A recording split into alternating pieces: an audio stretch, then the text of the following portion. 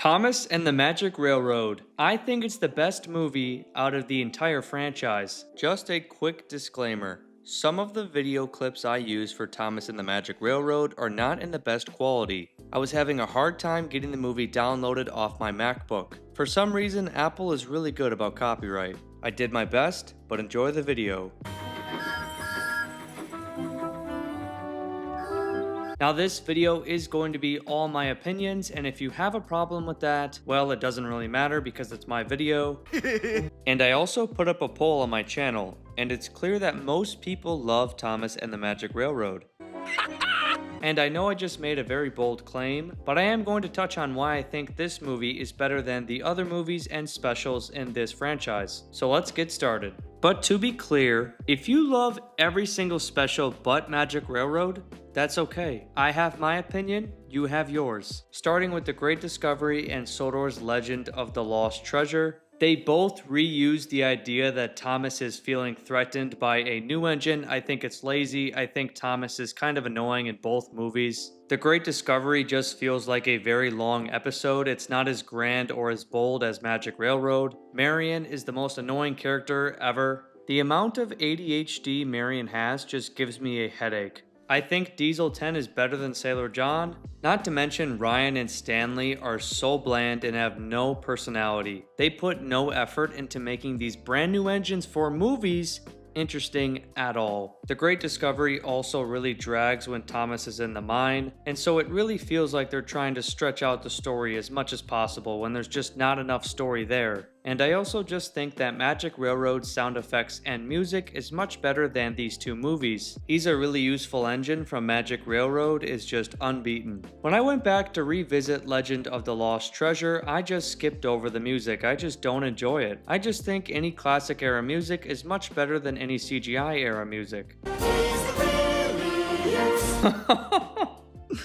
Why did I even bring up music? It's not even a discussion. And why do people think that Sir Topham Hatt was too harsh on Thomas in Lost Treasure? Thomas is a whiny, annoying bitch in this movie. I can't stand CGI Thomas most of the time. There's no rush, Victor.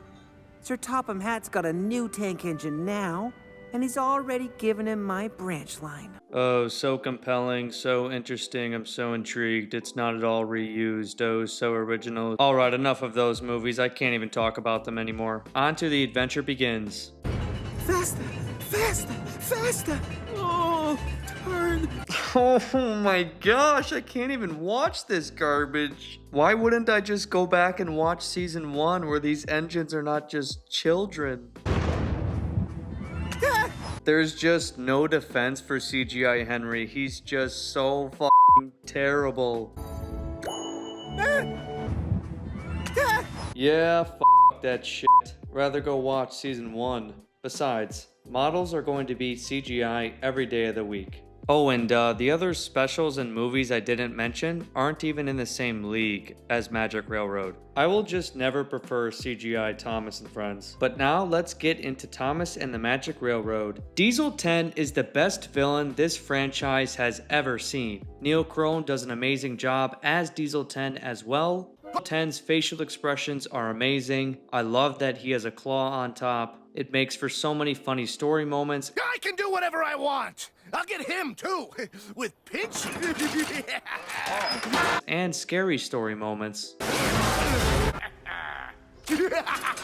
Diesel 10 may just be another Diesel that just wants steam engines scrapped, but he's the only one that can actually do something about it. You may just think having a claw is silly, but it's perfect for Thomas and Friends, and especially if it's on a Diesel that looks like this. Diesel 10 is one of the most innovative things that this franchise has ever done, whether or not Thomas and the Magic Railroad was successful. The presence of this character on Sodor is just something that I have never felt from any other engine in any other movie. Whenever Diesel 10 is not on screen, I'm just sitting there wondering what is Diesel 10 up to on Sodor? What is he doing? And what's even better is that Diesel 10 is so above all the engines on Sodor that he doesn't even care about the regular steam engines that we're all used to seeing. They're not what he wants, as he's after the lost engine. I haven't even started to talk about how well Diesel 10 bounces off Mr. Conductor, the other engines, and even Junior. This scene at the sheds is just amazing.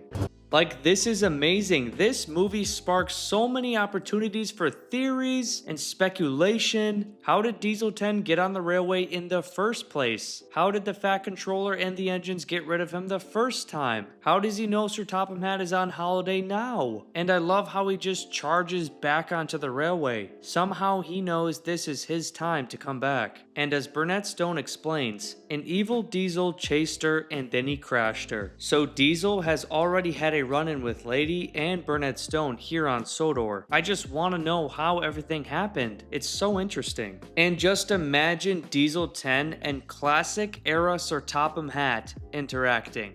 That would be so fucking good. Just imagine getting to see Diesel 10 and Mr. Conductor meet for the first time. This character is just one of the best introduced ever. Back to what I was saying. Diesel 10 also bounces off of Junior really well. The idea that Henry needs special coal, but in my opinion, I think Magic Railroad just establishes that coal from the island of Sodor is just better than other types of coal. And I think this idea is hammered home when coal from the island of Sodor is the only coal that can make Lady the Lost Engine steam once again. So in my opinion, this is not Henry actually going back to needing special coal. I think it's just establishing that coal from the island of Sodor is better than other types of coal. So we covered Diesel 10, touched on Splatter and Dodge, covered the music, covered the idea of Henry needing special coal. Now let's talk about Mr. Conductor and Junior, starting first with Mr. C. For those of you who say Alec Baldwin is overacting, I'm sorry, you're just wrong. Alec Baldwin brings so much energy to this role. A prime example is when he's in Sir Topham Hatt's office at Knapford Station. This is also just a great scene because it really sets up the fact that Mr. Conductor is losing his gold dust and Diesel 10 will do anything to find the lost engine. Now let's talk about Mr. Conductor's search for the windmill. The concept of Mr. Conductor and Junior growing weaker and dying if they don't find the source of more gold dust isn't really explained enough in the movie, and so when Mr. Conductor is down on himself or looking defeated in the movie, it's simply because he's growing that much weaker. And now we come to the scene where Mr. Conductor takes advice from a rabbit. This scene may be silly, but is it entertaining? Yes. Bellflowers, like many other things in this movie, may seem silly, but together they make for a very entertaining experience. Michael E. Rogers as Junior is amazing. Junior in this movie is many people's favorite character, as I've seen people in my comment section say it many times, and his relationship with his cousin Mr. Conductor is also pure gold. You've got to come to the island of... Just imagine if Junior has already had a run-in with Diesel 10, and also imagine Junior and Sir Topham Hatt interacting. This movie creates for so many fan fiction scenarios, I love it. This scene is really interesting to me because I feel like Mr. C and Junior took their gold dust for granted, and now that they're running out, they are in a whole lot of trouble. Skipping ahead to when Junior and Lily make their way onto the island of Sodor, we find out that Thomas doesn't like Junior. Oh, Bunker, it's Junior. Junior, look! It's Thomas! This line creates for so many fan fiction scenarios. Just imagine all the times that Junior has pissed Thomas off. You stuffed party poppers down my funnel. Hey, we had a laugh. You did. Now we come to the windmill where Junior and Mr. Conductor meet up. Alright, now it's time to talk about the elephant in the room. The idea of Thomas existing because of magic. As Diesel 10 says, as long as she exists, so do the others. Now I'm not really going to make this a big deal because this is only in Thomas and the Magic Railroad and I feel like you are either for it or against it. This is a standalone movie, there was no sequel, and so you're either going to have a problem with the magic watching the movie or you're just going to accept it. If you try and piece everything together in your head including the magic, Shining Time Station, the engines existing, the conductor family existing, it doesn't make a whole lot of sense, but we also have to realize the production issues that this movie had. Even so, we could have gotten a few more scenes of dialogue explaining how everything comes together. After saying all of that, do I have a problem with the idea of magic in this standalone Thomas and the Magic Railroad movie? No. When I watch this movie, I am entertained. I enjoy the idea of gold dust. I enjoy the idea of magic buffers. I enjoy the idea of Diesel trying to hunt down the magic buffers. I enjoy the idea of the conductor family existing because of the gold dust. And when it comes to Shining Time Station, you either grew up with it and appreciate it, or you just don't think it has a place in this movie. But to be honest, while I'm watching this movie, I enjoy watching it for how bold it is, and for how much is really going on. And this may sound dumb, but I kind of like the idea that it's hard to wrap your head around everything. I don't know, it just makes for a very entertaining watch for me. I enjoy the idea of magic in this movie. I don't mind the real world and Shining Time Station. Do I wish we got more of Sodor and more of the engines? Yes. Now I'm going to talk about the other human characters. I really do enjoy Burnett Stone in this movie. I think it's so cool that Burnett used to be on Sodor, had a run-in with Diesel 10, Burnett failed, and now he's come back to Muffle Mountain. And I also think Muffle Mountain is really cool in itself. It muffles train whistles from the other side. And I always thought his workshop was really cool as a kid. The biggest criticism is that Peter Fonda acts too much. And what we mean by that is that Peter Fonda seems too depressed in this movie. He does seem too depressed, especially because he has his granddaughter with him. I feel like once he reunites with Lily, we should see him be a bit more cheerful. All in all though, I really do enjoy Burnett Stone and the potential backstory and lore there is with him and Sodor. Talking about Lily real quick, I don't have a problem with Lily at all in this story. Mara Wilson does a great job acting, and she has only had positive things to say about working on this film. A shot that really stands out to me is when Lily is in the big city and she pulls out the bluebird and it pans into the sky and then back onto Sodor. Covering Patch real quick, I feel like Patch is one of the more nothing characters in this story. I think Patch is really just meant to be a bridge between characters in this movie. Patch is sort of a character that can interact with other characters to give us key story bullet points. Why is she locked up? Long ago, I made a mistake as lady's caretaker. An evil Diesel found lady. As for the Shining Time crew, I don't really have a problem with them. I never really grew up on Shining Time Station, and I think it's pretty cool that Shining Time is where Mr. Conductor calls home, along with Sodor. Now it's time to talk about Sodor, where's Edward, and then we'll talk about the chase scene to wrap up this video. Lucky for you that the buffers were there. That's what buffers are for, to stop engines from crashing.